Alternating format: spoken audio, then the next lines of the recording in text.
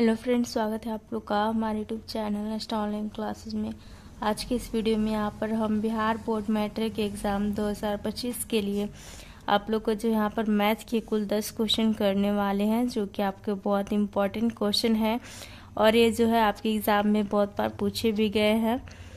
तो इस वीडियो में हम देखते हैं इन 10 इम्पॉर्टेंट क्वेश्चन को। आप 10 में 10 जरूर जो है 10 क्वेश्चन को देखें यहाँ पर और बनाने की कोशिश करें। यहाँ पर हम जो है क्वेश्चन को सॉल्व करके आपको बताएंगे। तो आप लोग को जो यहाँ पर 10 के 10 क्वेश्चन बनाने, अगर आपको जो भी क्वेश्चन नहीं आता वो ज़रूर सीखें, ताकि आप जो एग्ज़ाम में ऑब्जेक्टिव में जो है 50 में 50 मार्क्स अचीव कर पाएँ। तो देख सकते हैं यहाँ पर सबसे पहला क्वेश्चन हमारा, द्विघात बहुपदों के शून्यकों की संख्या क्या होती है। तो हमारा द्विघात बहुपद के शून्य की संख्या पूछा जा रहा है।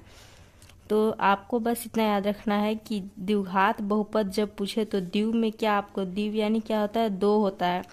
तो द्विघात बहुपद के जो शून्यकों की संख्या हो जाएगी वो 2 हो जाएगी। तो यहाँ पर हमारा जो ऑप्शन नंबर ए है फर्स्ट का वह सही हो जाएगा। ओके, जब आपका क्वेश्चन में पूछे कि त्रिघात कोई बहुपद है तो इसके जो है शून्यकों की संख्या क्या हो जाएगी, तो त्रिघात यानी कि 3 होता है, तो इसके शून्यकों की संख्या वहाँ पर जो ऑप्शन नंबर जो मतलब कि ऑप्शन नहीं, जो आंसर है वह 3 हो जाएगा।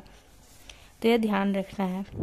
नेक्स्ट यहाँ पर, यदि द्विघात समीकरण p of x is equal to 2x square plus 3x minus 4 is equal to 0 के शून्यक अल्फा और बीटा हो तो अल्फा प्लस बीटा का मान क्या होगा।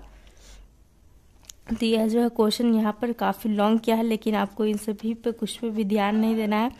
बस जो समीकरण दिया हुआ है इसमें से आपको ए बी सी पहले निकालना आना चाहिए। तो यहाँ पर हमारा ए इज इक्वल टू क्या होता है, तो एक्स स्क्वायर का गुणांक होता है, यानी कि जो एक्स स्क्वायर के आगे जो अंक लिखा है वही ए होता है। तो यहाँ पर हमारा जो है ए इज इक्वल टू 2 हो गया और बी इज इक्वल टू हमारा हो जाएगा जो एक्स के आगे अंक है तो 3 हो गया, और c इज इक्वल टू हमारा जो अचर दिया हुआ है, कांस्टेंट दिया हुआ है, जैसे कि 4 यहाँ पर है, आगे माइनस है तो -4 हम लेंगे। अब हमारे यहाँ पर क्वेश्चन क्या पूछ रहा है, अल्फा प्लस बीटा का मान क्या होगा।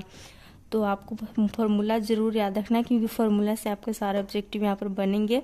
अगर तो यहाँ पर क्या करना है, alpha plus beta is equal to हो जाता है आपका -b/a। तो b का मान है हमारा 3, तो हम लिखेंगे -3/a का मान है 2, तो -3/2। इस तरह से यहाँ पर हमारा आंसर आ जाएगा, जो कि ऑप्शन नंबर डी में है। तो 2 का ऑप्शन नंबर डी जो है वह सही हो जाएगा। चलिए अब अगले क्वेश्चन की ओर देखते हैं, जो कि पूछा जा रहा है, एक वृत्ताकार पथ पर 3 धावक एक ही स्थान से दौड़ना शुरू करते हैं। तो एक चक्कर लगाने में क्रमशः 1 घंटा, 3 घंटा और 5 घंटा लगता है। तो तीनों को प्रस्थान बिंदु पर फिर मिलने में कितना समय लगेगा। तो यहाँ पर क्या करना है, सिंपली आपको क्वेश्चन देखकर घबराना नहीं है। आपको जो 1, 3, 5 है इसका एलसीएम निकालना है। तो चूंकि एलसीएम यहाँ पर देख सकते हैं कि अगर हम 1, 3, 5 का एलसीएम निकालें तो कोई भी जो है यहाँ पर तो लग ही नहीं रहा, तो सिंपली हम तीनों को जो है मल्टीप्लाई कर देंगे तो बनती है 15 हो जाएगा। 15 कम 15 यानी कि जो हमारा एलसीएम यहाँ 15 आ रहा है। तो इसका आंसर जो आपका 15 घंटे यहाँ पर जो ऑप्शन डी दिया हुआ है यह 100% सही हो जाएगा। तो इसी तरह जब भी आपका क्वेश्चन जो एग्जाम में आएगा वो क्वेश्चन यही रहेगा, बस यहाँ पर अंक चेंज रहेगा। तो आपको सिंपली एलसीएम निकालना है और जो भी आंसर आता है उस पर टिक लगा देना है, एकदम आपका सही होगा। तो चलिए अगला क्वेश्चन यहाँ पर दिया हुआ है, माध्य का 3 गुना और माध्य के दूना का अंतर क्या कहलाता है। तो आपका फॉर्मूला है जिस पर हमने पिछले वीडियो में जो ऑब्जेक्टिव क्वेश्चन भी सॉल्व किया था। तो आपका फॉर्मूला होता है बहुलक बराबर हो जाता है 3 गुना माध्यक यहाँ पर, और हो जाता है -2 गुना माध्य। तो इसी प्रकार यहाँ पर आपका जो ऑप्शन नंबर सी है 4 का वह सही हो जाएगा। तो इतना आपको ध्यान रखना है। और इसमें कोई भी आपको आगे, अभी हमने 4 क्वेश्चन कराए हैं, अगर कोई भी क्वेश्चन में डाउट होता है तो आप कमेंट करके पूछ सकते हैं, या फिर अगर आपको कोई एक्स्ट्रा क्वेश्चन है जिसको आपको प्रॉब्लम हो रही है तो वो भी आप जो कमेंट कर सकते हैं, उसका सोल्यूशन हम आपको बता देंगे। अब नेक्स्ट क्वेश्चन यहाँ पर, 2 समरूप त्रिभुजों की भुजाएं 4:9 के अनुपात में है, तो इन त्रिभुजों के क्षेत्रफल का अनुपात क्या होगा।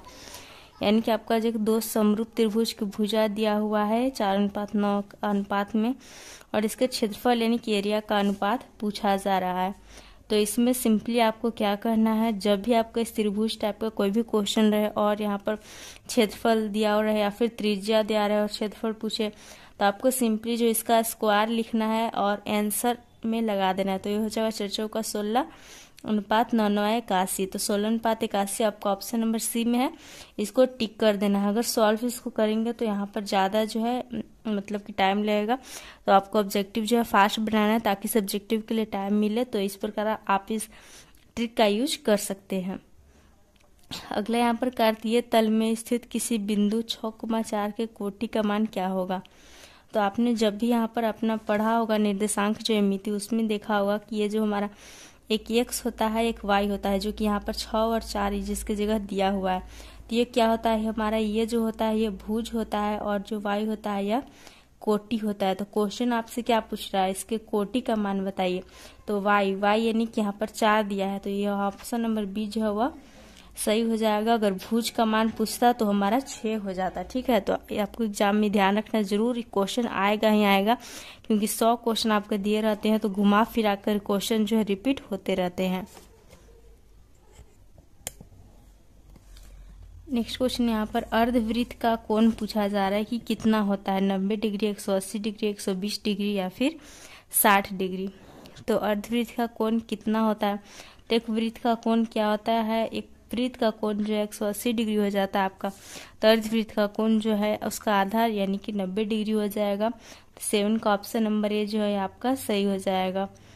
अब अगला है यहाँ पर किसी घटना की प्रायिकता क्या नहीं होती है। तो ये क्वेश्चन काफी बार आपका रिपीट हुआ है, हर वर्ष हम देख रहे हैं जब भी क्वेश्चन को सॉल्व कर रहे हैं। तो किसी घटना की प्रायिकता क्या नहीं होती है, तो सुनिए, किसी घटना की प्रायिकता 0 भी हो सकता है, 1 भी हो सकता है, या फिर कुछ पॉइंट में भी हो सकता है, लेकिन माइनस में निगेटिव में कभी नहीं होगा। तो आपको 8 का ऑप्शन नंबर सी यहाँ पर सही हो जाएगा। ये आपको जो है हमेशा ध्यान रखना है। नेक्स्ट क्वेश्चन यहाँ पर, यदि a + b = 90 डिग्री है तो cos a बराबर क्या होगा।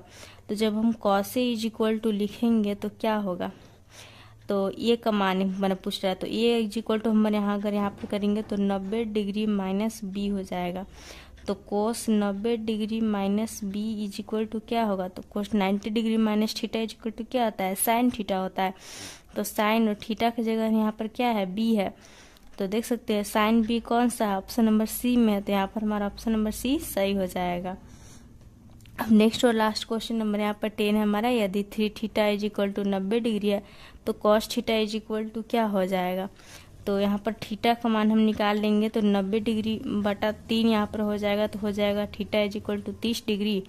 तो cos 30 डिग्री का मान क्या हो जाएगा, तो cos 30 डिग्री का मान हो जाता है √3/2। तो 10 का ऑप्शन नंबर बी सही हो जाएगा। तो आपको जो है चैप्टर सारा जो है बरियार यहाँ पर कर लेना है, ज़्यादा ट्रिग्नोमेट्री का भी यहाँ पर कर लेना है, फॉर्मूला सारा चैप्टर का याद रहेगा। तो आपको मैथ में 100 में 100 लाने से कोई नहीं रोक सकता है। 100 में 100 भी मार्क्स आते हैं मैथ में, ऐसा नहीं है कि नहीं आते हैं। तो इतना नहीं तो एटलीस्ट ऑब्जेक्टिव में 50 में 50 आपके ज़रूर आएंगे जब आपके फॉर्मूला क्लियर रहेंगे। तो चलिए हमारा यहाँ वीडियो यहीं पर समाप्त होता है, जहाँ पर हमने 10 क्वेश्चन को सॉल्व कर लिया है। अच्छा लगा हो वीडियो तो लाइक कीजिएगा, दोस्तों के साथ शेयर कीजिएगा, कुछ डाउट रह गया हो तो कमेंट करिएगा। Thanks for watching video.